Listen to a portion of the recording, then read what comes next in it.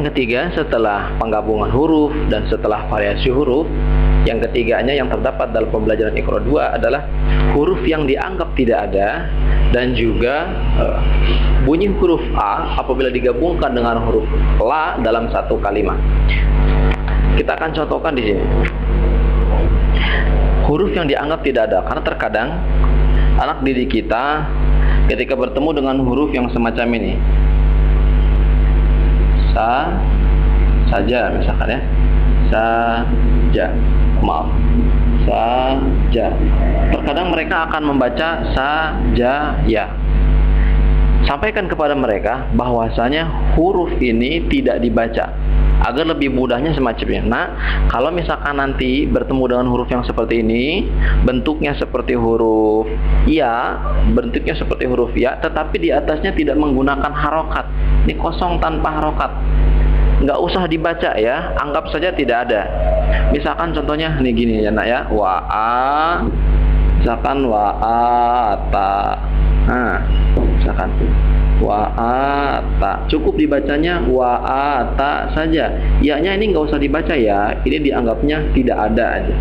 Macam itu. Misalkan kita contohkan dengan yang lainnya, misalkan dalam kata fahada, misalkan ya, kita contohkan fahada. Fahada. Tuh, spidolnya kurang kelihatan. Fahada, misalkan. Nah, sampaikan lagi kepada mereka kurang lebih sampai 3 kali atau 4 kali. Ini kan tidak ada harokatnya ya, jadi nggak usah dibaca. Setelah kita jelaskan 3 kali tentang huruf yang dianggap tidak ada ini, silahkan kita tunjukkan kepada beberapa kalimat, kepada beberapa huruf yang terdapat huruf ya semacam ini tapi tanpa sakal. Suruh kita baca. Coba baca ini nah, baca semua. Kita jigjagkan, kita jigjag, suruh dibaca. Ya, yang nggak ada sakalnya nggak usah dibaca, suruh dibaca. Setelah mereka sudah dianggap mampu, saya pastikan mereka sudah paham tentang itu. Kalau mereka sudah paham, kita perkenalkan dengan yang lainnya, yaitu dengan huruf yang berbunyi beda antara huruf A dan La apabila digabungkan. Misalkan semacam ini. Ketika huruf alif dan la digabungkan dalam satu kalimat, maka berbunyi akan berbeda. Misalkan maksud berbeda ini dalam posisinya ja, la, misalkan ya, ja, la. Anak didik kita biasanya mereka akan membaca ja, a, la. Biasanya semacam itu. Misalkan dalam contoh yang lain, misalkan la, ba, da. La, ba, da. Misalkan contoh yang lainnya, la, na. Oke, la, na, ba, a. Nah, anak didik kita kan belum paham mana huruf la, mana huruf a. Kita jelaskan kepada mereka. Nah, ketahui ya, kalau misalkan di awal, hurufnya di awal semacam ini, nih, dia di awal berdiri tapi di awal, apa enggak di tengah ya, itu hurufnya namanya la, bukan a ya. Jadi huruf a itu kalau dia berdirinya di akhir aja, misalkan yang ini, nih, yang di akhir nih ya, la, na, ba, a dibacanya ya, bukan la, na, ba, la, tapi la, na, ba, a. Jadi huruf A itu hanya di akhir saja. Kalau di akhir pasti huruf A, dia nggak akan disambung lagi ya.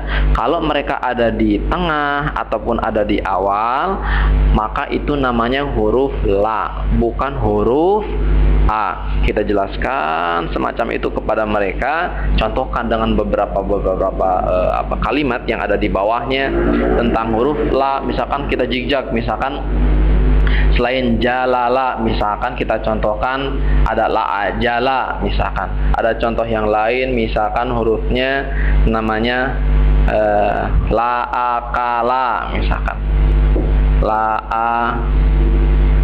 akala, misalkan la akala, dan contoh-contoh yang lainnya. Kita pastikan mereka sudah paham tentang la, perbedaannya, dan perbedaan dengan huruf A. Pastikan suruh paham terlebih dahulu. Kalau misalkan nanti mereka sudah paham, dicoba di halaman yang ada perbedaan antara A dan La-nya. Jika sudah dicoba dan menurut kita sudah paham, berarti itu anak insya Allah bisa dinaikkan kepada tahapan berikutnya, yaitu 4 pokok yang terakhir yang harus dikuasai oleh anak.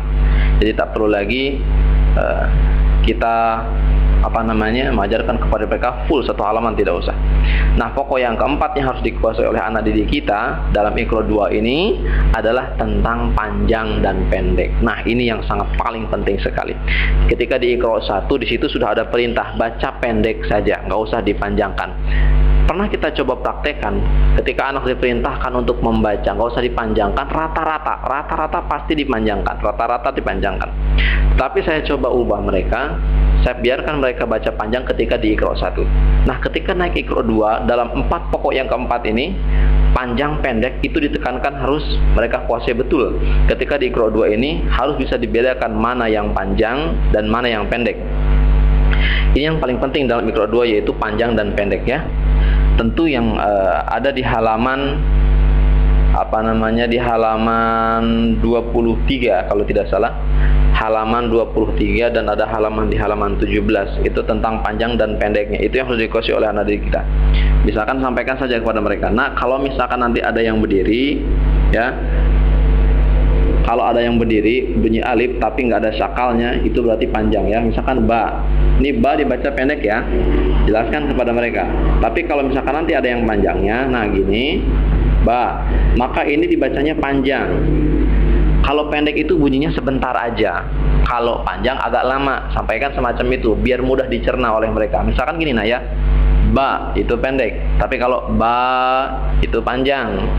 Misalkan contoh yang lain, misalkan contohnya ta ya, misalkan contohnya ta, tapi kalau pakai panjang, pakai yang berdiri, ta agak panjangkan. Kita coba ke ayat atau kalimat berikutnya yang digabungkan antara panjang dan yang pendek. Misalkan contohnya gini, ba ta. Kita coba suruh baca kepada mereka. Coba dibaca yang ini, biarkan mereka membaca. Pastikan mereka paham panjang dan pendek. Apakah nanti mereka akan membaca sesuai dengan panjang dan pendeknya atau tidak? Kalau misalkan mereka bisa bata semacam itu berarti mereka sudah paham. Kalau misalkan nanti mereka belum bisa membaca semacam itu tandanya mereka belum paham. Artinya mesti kita jelaskan lagi secara perlahan ya. Yang ada alifnya, ingat nak ya, yang ada alifnya gini, berdiri, dibacanya agak panjang, agak lama. Kalau tidak ada yang berdiri, contohnya semacam ini dibacanya sebentar aja, nggak usah panjang. Misalkan ba, kalau nggak ada yang berdirinya. Kalau ada yang berdirinya, dibacanya ba, agak panjang ya. Atau contoh yang lainnya, misalkan nih, ta, ini nggak ada yang berdirinya, pendek, sebentar aja, ta. Tapi kalau ada yang berdiri, yang ini semacam ini, dibacanya agak panjang ya, ta. Jadi bedain, coba digabung yang ini ya. Kita gabung nih, kita contohin. Misalkan dibacanya gini ya, ba ta, gitu. Nggak boleh dibaca ba ta, nggak boleh gitu ya. Karena kalau yang ini ada yang panjang, yang ini nggak ada yang panjangnya. Harus dibedain antara yang panjang dan yang pendek. Kalau sudah kita jelaskan semacam itu, kita coba lagi di kalimat-kalimat berikutnya. Setelah nanti kita coba dan kita perhatikan, jigjag saja. Mau dijigjag mau enggak silahkan, tapi pastikan yang terdapat huruf alif yang panjangnya. Pastikan mereka bisa membedakan antara yang panjang dan tidak. Kalau sudah bisa, kita kenalkan dengan panjang yang lainnya, yaitu tentang panjang yang menggunakan tanda panjang di atas. Misalkan A di atasnya. Nah, yang panjang ini nanti jelaskan juga kepada mereka. Selain daripada panjang yang ada alif berdiri semacam ini, nanti kalau ada yang berdiri di atas semacam ini juga sama ya, panjang dibacanya. Nggak boleh dibaca pendek. Contohnya kan amana, amana dibacanya amana, nggak boleh dibaca amana, nggak boleh. Kenapa? Karena ini ada yang panjang di atasnya. Jelaskan kepada mereka, ini yang terdapat di halaman nomor 17. Nanti jelaskan kepada mereka tentang panjang ini. Setelah kita jelaskan, kita coba di halaman berikutnya atau kita coba di halaman tersebut, bagian bawahnya yang terdapat panjang-panjang dengan menggunakan syakal di atasnya semacam ini. Nah, ini adalah 4 pokok yang harus dikuasai oleh anak ketika mau naik di Iqra 3. Kalau misalkan nanti mereka sudah menguasai 4 pokok ini, menguasai 4 pokok tentang penggabungan huruf, tentang variasi huruf, ataupun tentang huruf yang dianggap tidak ada, ataupun juga tentang alif dan lam ketika digabungkan dalam satu kalimat berbunyi yang berbeda, dan yang keempatnya tentang panjang dan pendek. Ketika mereka sudah mampu menguasai 4 pokok ini, dipastikan mereka akan lancar ketika nanti masuk di Iqra 3. Untuk pengujiannya nanti akan saya sharekan di ujian sebelah mana yang bisa kita praktekkan sebagai pengujian apakah anak didik kita ini layak untuk naik ke Iqra 3 ataukah mereka harus mengulangi di Iqra 2. Tetapi berdasarkan yang saya praktekkan sebelumnya, setelah kita praktekkan 4 pokok ini, 4 pokok yang mesti diingat oleh anak didik kita, Alhamdulillah ketika diuji di Iqra 2 ternyata mereka lulus dan bisa naik di Iqra 3. Bukan apa-apa, karena rata-rata yang sering saya temukan ketika ada beberapa anak yang mencoba belajar dengan saya, ini anak sudah ngajinya jauh, naik di Iqra 3, tapi kok panjang pendeknya nggak tahu. Langsung huruf-huruf variasinya juga nggak tahu. Lalu tentang bunyi-bunyi huruf-huruf yang ya ini tetap masih dibaca, dan perbedaan antara lam dan alif masih belum bisa membedakan. Itu seringkali saya temukan. Oleh karenanya saya sharekan video ini agar lebih mudah kepada pendidik, lebih mudah kepada kita yang ingin belajar atau mengajarkan kepada anak-anak kita agar mereka bisa lancar dan cepat bisa membaca Al-Quran nanti. Itu tentu harus dari awal, dari pokok-pokok yang semacam ini. Mudah-mudahan ini bisa bermanfaat untuk kita semua, dan kita akan lanjutkan ke teori kita yang berikutnya. Assalamualaikum warahmatullahi wabarakatuh.